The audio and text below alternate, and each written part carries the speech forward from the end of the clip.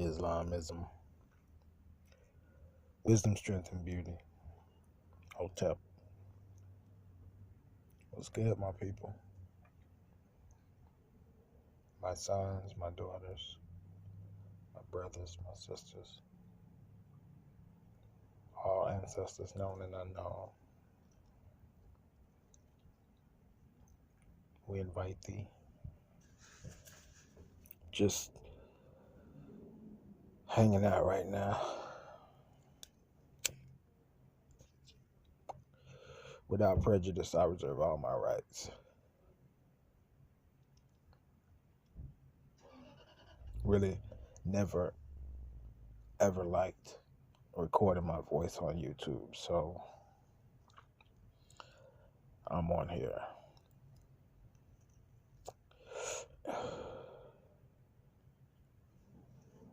Reading a newspaper.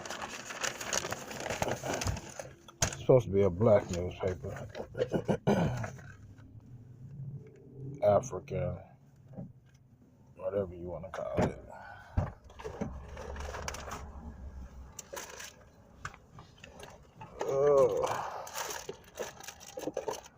I guess I just want to talk about a few things to myself.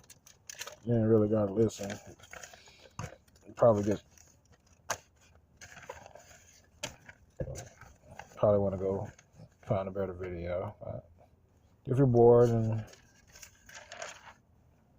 you want to hear what I'm talking to myself about, then you're welcome.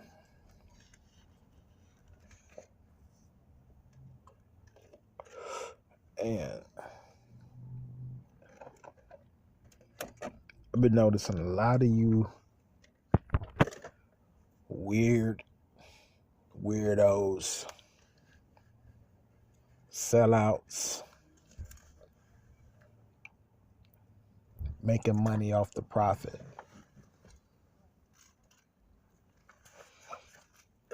It's a story I read one time about a weirdo who did that. I want to tell y'all what happened in case y'all don't know the story. So in the story, the prophet had this weirdo come into the temple. And the weirdo pretended to be like the best of all students.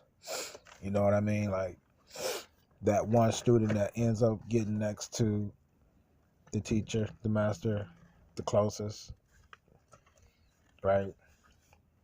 So one day there was a bishop from Rome, and the bishop was like, he was about to die. He was so sick. And the bishop, his wife, had a slave from another kingdom, the same kingdom actually that the prophet was from. And so what had happened was the prophet's wife one day was so sad. She was so sad her husband was about to die, the bishop. He was like a bishop general of the army, right? So the slave had compassion, and she said, you know, your husband doesn't have to die. I know a prophet that will heal him. So the wife gets excited. She knows they can afford anything. They can pay for anything, right? So she tells her husband, he gets a truckload of, fancy stuff, gold, food, animals. Take a few men with them, and they go to see who this healer, this magician is. This is who they call as prophet, right? Because they don't believe in all that in their kingdom. So anyways, the prophet is in his studies, as he's always. And the general's man come knocking on the door. So the weirdo who has gained his position to open the door of the temple, he opens the door. And the men proceed to tell him, our master is ill, and we've been sent with word that there's a healer here. Would you please send for him? So the weirdo, he goes to his master's studies. Master, there are men here. They're from the kingdom of, whatever the kingdom name is. And they want you to come and heal his general. So his master is like really quiet because he was studying. So he tells the weirdo, tell him to go wash 7 times in the river, seven miles down the road. And he'll be healed. So the weirdo goes back to the door and tells him, Master is not coming to the door. He says go wash 7 times in the river, 7 miles in that direction. And you'll be healed. He closes the door. So the general, he gets upset. He's like, I can't believe he didn't come to the door. Who does he think he is? But, I mean, it was pointless. What was he going to do? So he turned to go back to the kingdom, and one of his men thought to himself, he said out loud, Master, he just asked you to go take a wash in the river. You came all of this way. Why not try it? If you believed to come this far, why not believe to go in the waters? So the general, he didn't want to be outsmarted by his servant. Goes to the water.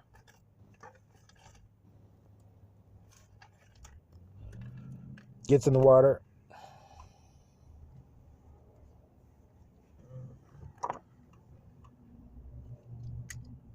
Washes his body. Comes out. All of a sudden, his leprosy is gone. In case I didn't tell y'all, that was the disease. He had leprosy. His skin went from this color to no color. Pale, I guess you would call it. But it's like beyond pale. So it's like, I guess what we call in the language we speak, white or blanche or something like. But anyway, it's called leprosy, right? Look it up. Use the Black's Law Dictionary when you look stuff up. It helps me out a lot. So,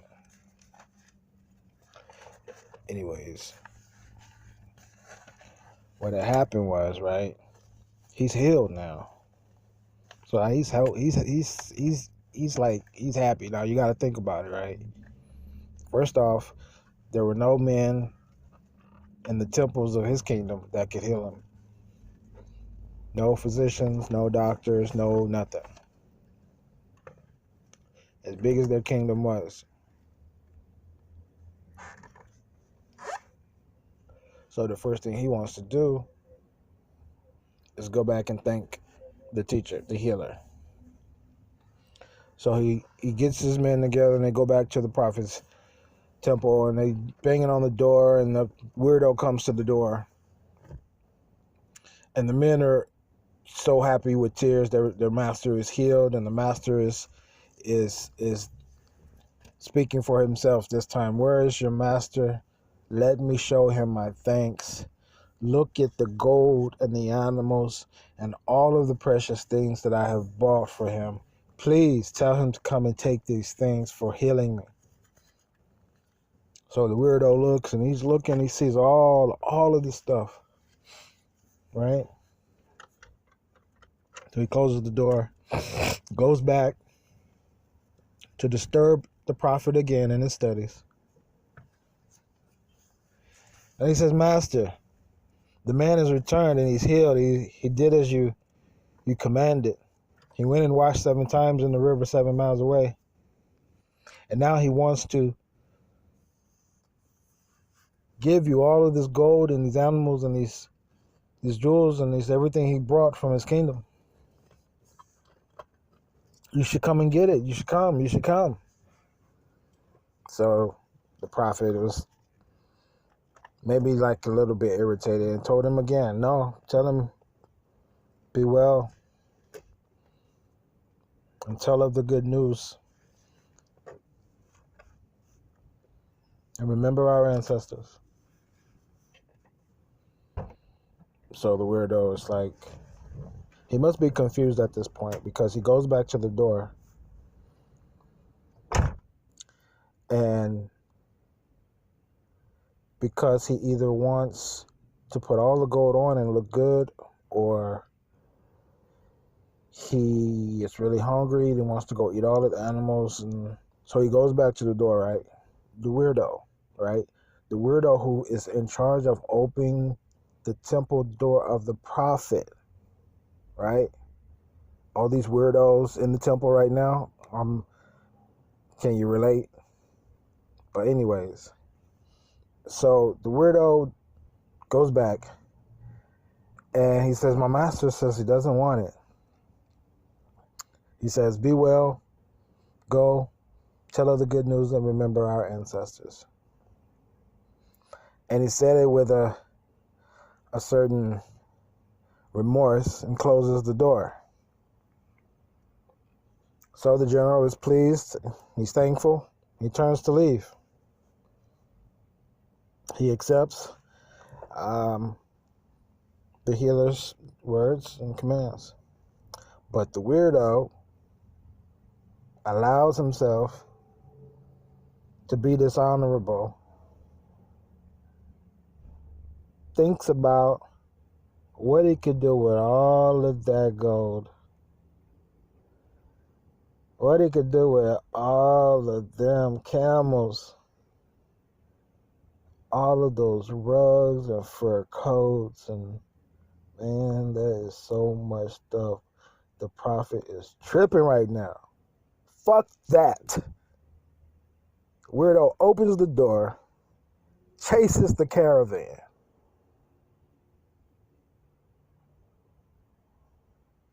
Finally catches up. Hey, hold on. Wait a minute. Master thought about it. We'll take it. Man. So the weirdo takes all of the gold, all of the animals, camels, the goats, the chickens, and, because everyone knows in every corner of the earth, when you go to see a holy man, you take a gift. If you want to ask for something, you take something. This is just something that everyone does. It wasn't anything new. But it depends on what is a gift to you and what will be acceptable to the prophet. Anyways, so the weirdo's dragging all of this gold and he's dragging everything. Where I'm going to put it. I can't take it back. So he goes and he puts it away and he hides in the stores and he comes back to the temple. And the prophet in his studies knows what he has done. And the prophet says to him,